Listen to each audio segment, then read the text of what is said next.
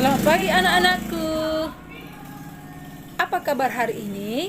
Semoga baik dan sehat ya.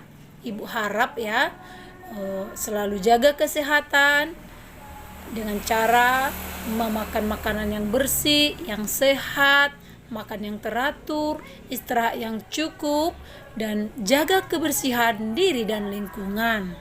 Selalu mencuci tangan setelah melakukan aktivitas. Baik, hari ini hari Selasa tanggal 12 Mei tahun 2020. Nah, sebelum kita masuk ke pelajaran, ada baiknya kita dengarkan dulu salah satu lagu rohani ya, karena sebagaimana biasanya setiap hari Selasa, hari Kamis kita ada ibadat singkat. Nah, tidak salah ya kan? Kita mendengarkan lagu rohani.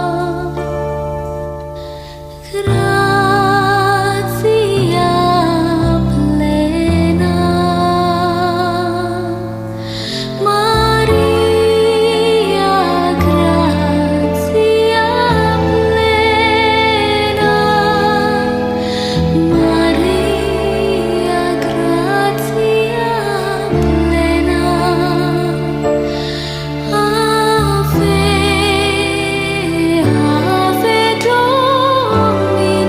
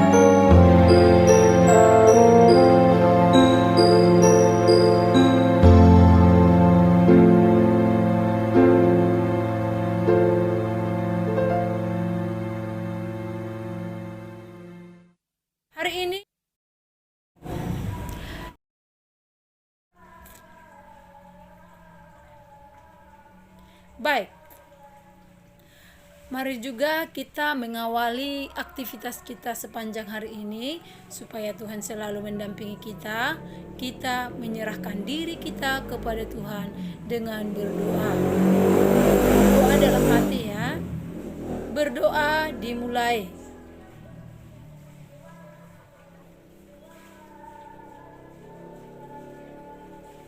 Doa selesai. Dan untuk itu juga kita selalu mengingat Mars PPK ya, Mars PPK. Di situ ada beberapa hal, 5 itu hal penting ya. Apa itu? Siapa masih ingat? Ada yang disebut nasionalisme, integritas, apalagi yang lain. Sebutkanlah itu.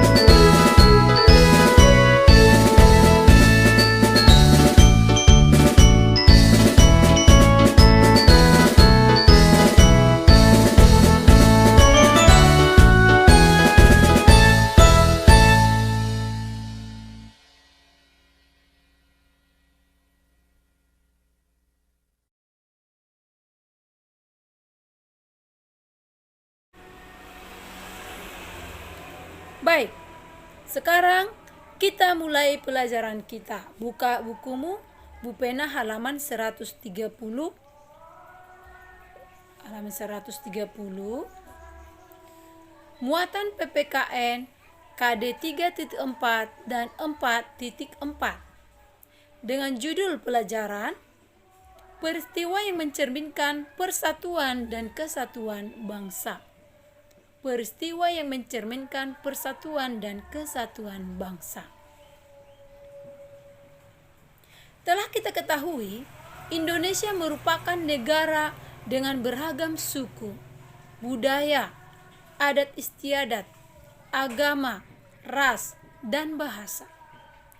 Untuk itu, dan untuk menyatukan seluruh masyarakat Indonesia, kita mengenal apa yang namanya Bhinneka Tunggal Ika. Ya, Bhinneka Tunggal Ika yang merupakan semboyan negara Indonesia. Bhinneka Tunggal Ika yang artinya berbeda-beda tetapi tetap satu jua. Ya.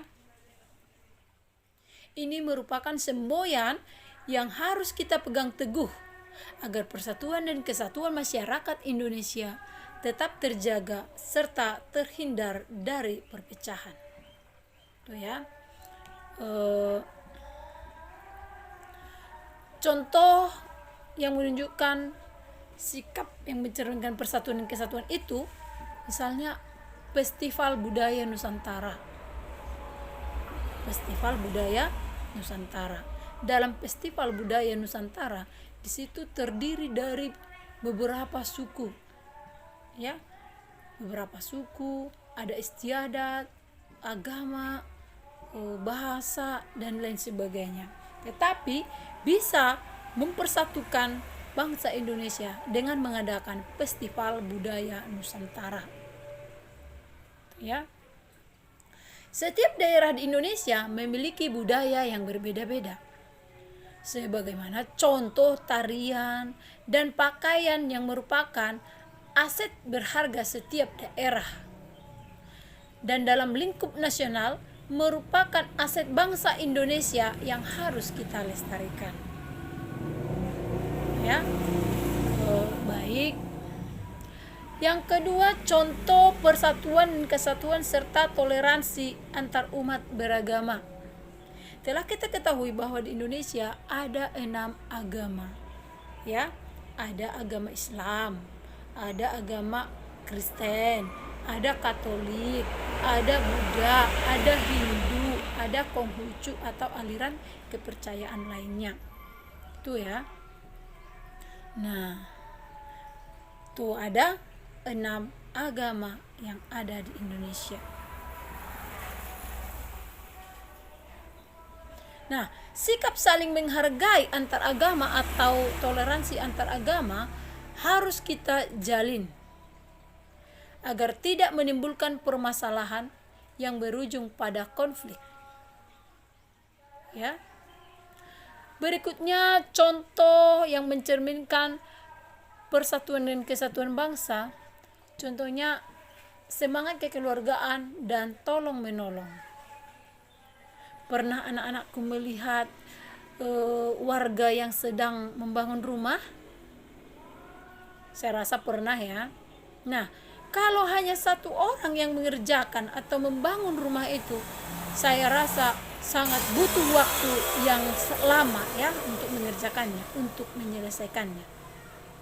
Tetapi dengan adanya sikap persatuan kesatuan bangsa, ya, maka pekerjaan yang sulit itu nanti bisa menjadi lebih mudah, yang berat menjadi ringan, ya, yang bisa juga mempersingkat waktu yang lama jadi cepat gitu dia. Bayangkanlah anakku, apabila mengerjakan suatu rumah, misalnya hanya satu keluarga itu ada 6 orang lah misalnya, ada ayah, ada ibu, 4 anak. Saya rasa itu sangat membutuhkan waktu yang banyak.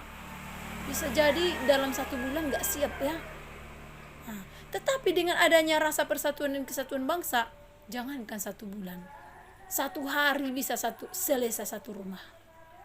Itu karena adanya semangat persatuan dan kesatuan bangsa itu tadi, saling membantu, ada semangat kekeluargaan, ada sikap tolong menolong.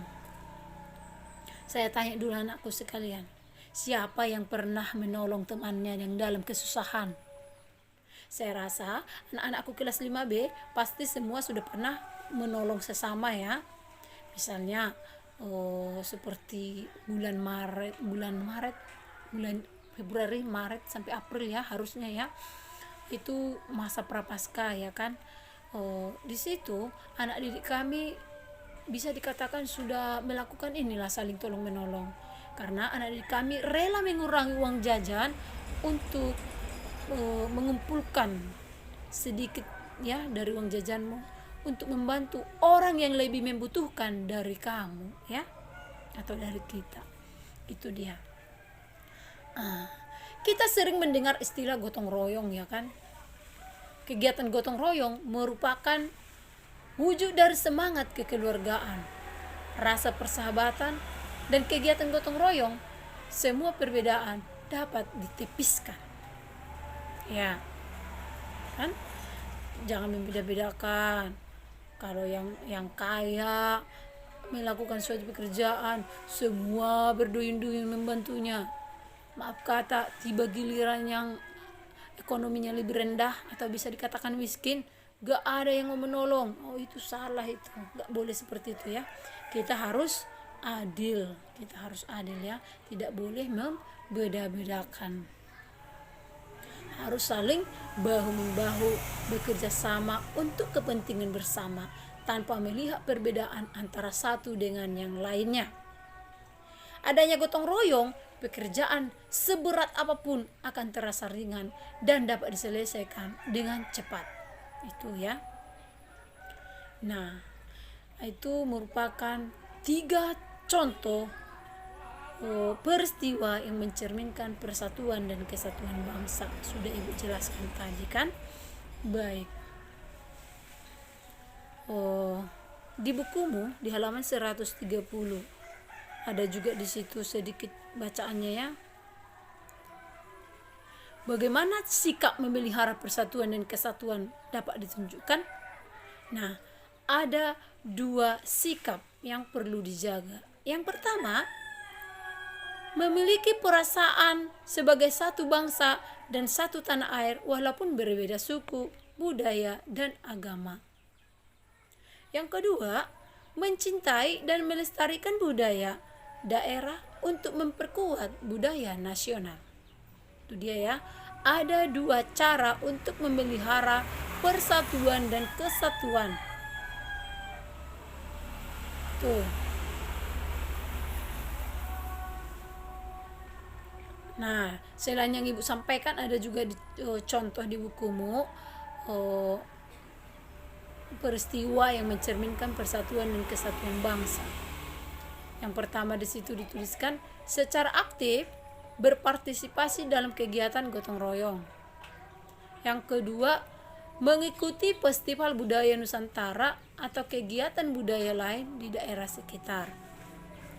Yang ketiga, ikut serta dalam acara jambore nasional untuk dapat berinteraksi dengan teman-teman yang berasal dari daerah, suku, agama yang berbeda. Tuh ya, bersama dengan yang Ibu sampaikan kan. Oke, kira-kira itu yang bisa Ibu sampaikan pada pagi hari ini. Dan di halaman 131 itu ada ayo berlatih. Nah, kerjakan nanti soal nomor 1 sampai 4 ya. Nomor 1 sampai 4. Ada di situ gambar, ada 2 gambar, gambar A dan gambar B. Pada gambar A ada teman yang bermalas-malasan saat membersihkan kelas. Yang gambar B ikut berpartisipasi saat perayaan Hari Kemerdekaan. Nah, ditanyakan di sini. Dari gambar A dan gambar B sudah Ibu bacakan tadi ya. Gambar A saya ulangi. Ada teman yang bermalas-malasan saat membersihkan kelas. Sedangkan gambar B ikut berpartisipasi saat perayaan Hari Kemerdekaan. Yang menjadi pertanyaan, menurut pendapatmu peristiwa dalam gambar manakah yang menunjukkan persatuan dan kesatuan? Nah, pasti kamu pilih yang gambar A ya kan? Tetapi jangan hanya pilih gambar A, jelaskan ya apa alasannya. Nomor 2, keberagaman apa yang dapat kamu temukan dalam kedua gambar tersebut? Nah, lihat itu nanti pada gambar A. Nah, ada di situ satu orang siswa yang pakai hijab, ada satu lagi perempuan tidak pakai hijab, ya, dan yang lainnya ada 2 laki-laki lagi tuh, ya. Dan pada gambar B di situ juga berbagai macam profesi tuh ya. Ada yang pakaian dinas putih, berarti bagi kesehatan lah ini ya. Ada anak-anak yang main sepeda. Masih banyak lagi yang lain. Ada yang pakai peci. Itu dia ya. Yang ketiga, sikap apa yang tercermin dalam gambar yang menunjukkan persatuan dan kesatuan? Nah, sikap apa yang tercermin dalam gambar yang menunjukkan persatuan dan kesatuan? Lihat. Pada gambar A, sikap apa? Ada satu orang bermalas-malas, sedangkan yang 3 saling membantu. Kalau pada gambar B itu serentak asik semua ini pada sibuk ya. Yang nomor 4, Tuliskan pengalamanmu berpartisipasi dalam kegiatan yang dapat membangun persatuan dan kesatuan dalam masyarakat. Nah, tuh jawab itu nanti. Tolonglah ibu himbau kembali, kalau mengerjakan anak-anakku, tolonglah jangan asal dikerjakan ya. Di rumah loh yang ibu kasih tugas hanya satu muatannya satu hari, jadi jangan lagi asal dikerjakan. Nanti ibu kasih lebih dari satu muatan, kayak mana lagi ya kan. Nah, dan kita tinggal dikit lagi lah ini pembelajaran kita ya. Sebentar lagi kita masuk ke tema 9 subtema 3. Jadi nanti supaya lebih diperbaiki lagi tuh tugas-tugasnya ya, jangan asal selesai anak-anakku. Oke? Baik, sampai ini yang bisa ibu sampaikan.